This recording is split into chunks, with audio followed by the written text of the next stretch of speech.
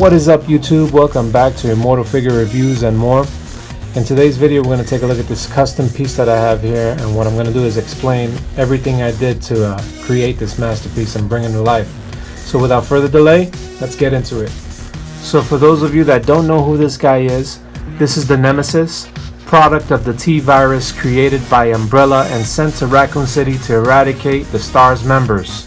He was also the main boss of the game Resident Evil 3 Nemesis, aka Biohazard Last Escape, that chased you throughout the city relentlessly, tormenting you and scaring the crap out of you when you least expected it. Oh yeah, he also appeared in the movie Resident Evil Apocalypse. Okay, so for the base for this custom, I used a body of the Dragon Ball Z Cooler. If you look really closely, for those of you that collect Dragon Ball Z, you will recognize that that is the body of Cooler from the Dragon Ball Z movie. I think it was called Cooler, I'm not too sure. That's Frieza's brother. I got it for a real cheap price. I mean, it was already beat up and it was missing its tail, and I thought, you know what, that would make for a great custom. The faux leather, the pants, and the ripped up trench, something you can get at Joann's Fabric, not too expensive. The boots are from Canon Barbie. What I did was I went to Walmart and I saw some Timberland boots for a Ken doll and I thought that would be great for a base as well. And what I did was I took JB Weld epoxy and I just kind of molded over the boots to kind of make them look the way they do. And yeah, it worked beautifully. And I'll get into the detail after in a little bit. Here, let's take a closer look at this guy, so you can see all the detail. So the staples are actually real staples. What I did was I cut them into small pieces, that way to give the effect of, you know, a real wound, and basically what he did in the video game. And the same thing goes for these staples right here. And don't worry guys, I will invest in a Lazy Susan real soon. The tendrils are from an action figure, McFarland action figure, and I believe the action figure was called Grave Digger. Came with 4 demons or ghosts or some type of minions, and they didn't have any bodies, they just had these long tails, and I decided to sacrifice those and put them on this body here for Nemesis tendrils. The head is something that I got on eBay, very inexpensive. I think I paid about $8 for it, and everything is hand painted with very, very inexpensive paints that I bought at Walmart. I forget, I think it's Folk Art. They're real cheap, they're not the top of the line, but I make do with them. And this figure is fully articulated, and what I'll do is I'll take them off the stand so you guys can see. So he's articulated in the arms, the head, even the knees, and I can actually put him in this pose right here where he's like stars. The hand, this one right here, is actually taken from a Tyrant from Toybiz. I sacrificed that Tyrant. And this hand is from another figure, I forget which one. And I made them so that they rotate too.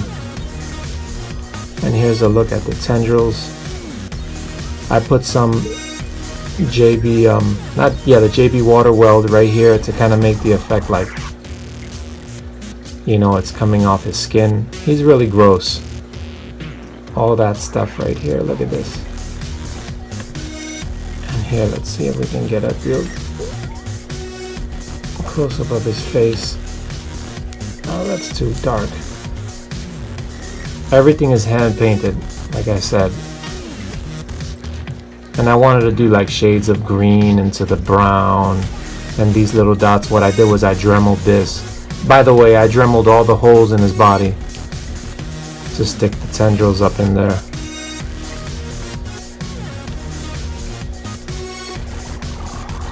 And yeah, so what I'm gonna do next is I'm gonna bring out the other tyrants so you guys can see how tall he is. Oh wait, let's get into these boots, man. These boots are the shiznit.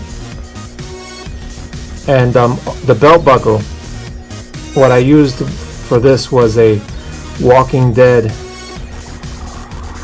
backpack strap from McFarland Toys, and I kind of just painted the buckle so it could stand out.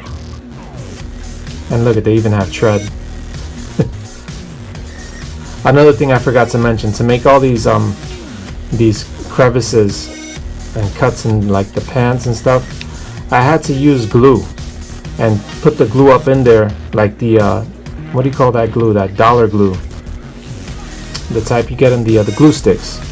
With the hot glue gun, get the hot glue gun up in there and then just press them to kind of make these creases.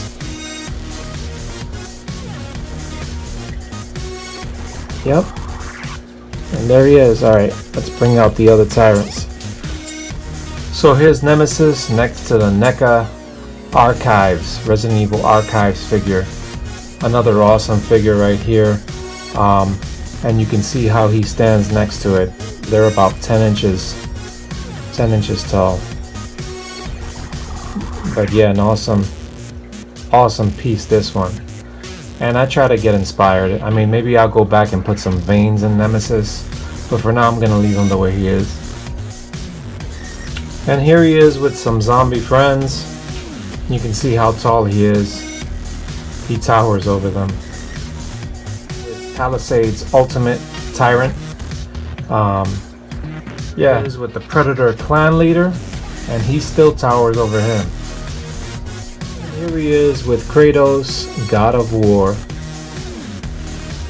With McFarland's 8-inch scale, Negan from The Walking Dead. Negan's bit off more than he could chew. And here he is in my custom dio, what I like to call a Raccoon City block. So there you guys have it. Another custom piece made by yours truly. Hopefully you guys can use this and be inspired. If you like the video, please comment and subscribe. Also, if you're into posing your figs and taking cool pics, check out my Instagram. There's a link in the description below.